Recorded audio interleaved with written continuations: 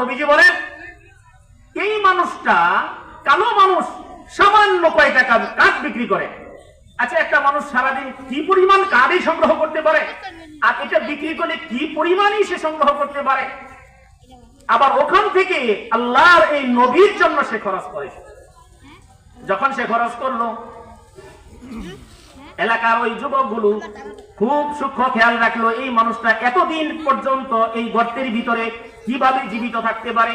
তারা যখন দেখলো আমাদের এলাকার ওই কাঠুরিয়া সারাদিন কাঠ কেটে বিক্রি করে সামান্য অর্থ থেকে একটা অংশ এই কূপের মধ্যে রেখে দেওয়ায় নবীর কাছে সাহায্য হিসেবে পাঠায়।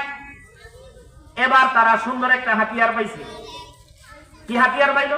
ও এই হুজুররে যে সাহায্য করে, এই নবীরে যে সাহায্য করে, তার বক্তব্য পাওয়া গেছে। এর তো আমাদের দেশেও একটা সময় এমন গিয়েছে এই হুজুরে মহব্বত করা যাবে না, এই হুজুরের নাম নেওয়া যাবে না, ওই হুজুর ভালো না, ওই হুজুর খারাপ, এই হুজুর এই দিক দিয়ে খারাপ, এর আমি দেখতে পারি। আপনার এই না দেখতে পারাটা যদি আল্লাহর দ্বীনের কারণ হয়, যেই লোক আল্লাহর দ্বীনের কথা বলে এই জন্য আমি তারা দেখতে পারি না, আপনার আমল বরবাদ হয়ে যাবে।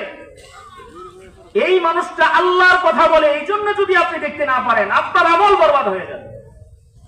হ্যাঁ, এই মানুষটা দেখতে পারি না, সুদ খায়, এই মানুষটা মসজিদের ইমাম, পর্দা করে না, এই মানুষটা মাদ্রাসার শিক্ষক, কিন্তু দ্বীনের হুকুম সে পালন করে না, এই জন্য দেখতে পারি না।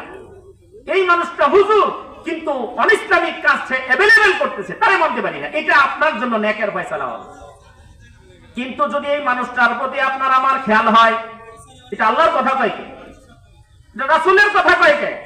ও ইসলাম প্রতিষ্ঠা করতে চায় কেন? এই হুজুর আমি চাই না, এই হুজুরে আমার জানাজা পড়াইবো, আমার ভাই মিলাদ করবো, বাপ মার জন্য দোয়া করবো, ওই লোকে আবার ইসলামের কথা কয় কেন? ইসলামী হুকুমত কায়েমের জন্য কথা বলবে কেন? হ্যাঁ, যদি আপনার এই আক্রোশটা শুধু ইসলামের কারণে হয়ে থাকে, মনে রাখবেন আপনার জিন্দেগীর সমস্ত আমল বরবাদ হয়ে যাবে। আপনি একজন ইসলাম মানার কারণে কাউকে যদি অপছন্দ করেন, তাহলে আপনি ইসলাম ধর্মটাকেই অপছন্দ করলেন, আর এই অপছন্দের কারণে আপনি বেঈমান হয়ে গেছেন, আপনি জানেন না। আল্লাহ তাআলা পবিত্র কোরআনের এক আয়াতে বলেন, মান আমিলা আমালান সালিহান মিন যাকারিন আও উনসা ওয়া হুয়া মুমিন। কোন ব্যক্তি যদি নেক আমল করে, সে চাই পুরুষ হোক চাই নারী হোক, পুরুষ হোক চাই নারী হোক, যদি নেক আমল করে ওয়া হুয়া মুমিন, এমত অবস্থায় যদি সে ঈমানওয়ালা হয়, তার ভিতরে যদি ঈমান থাকে, আল্লাহ পাক রব্বুল আলামিন এই মানুষটার জন্য একটা সুন্দর সুসংবাদ দান করেন।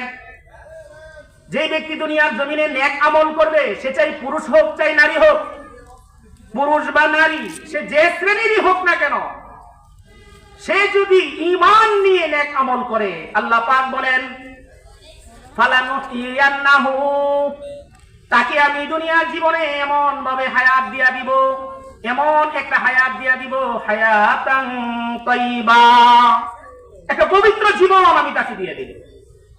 আল্লাহ পাক একদম সহজ কথাই বলে দিয়েছেন যে নেক আমল করবে, সে পুরুষ হোক চাই নারী হোক, যদি সে ঈমানওয়ালা হয়, কথাটা ভালো করে বুঝে নেই, যদি ঈমানওয়ালা হয়। আমার আফসোস হয় আমাদের এই জমানায় অনেক ভাই এমন আছেন, মসজিদের সভাপতি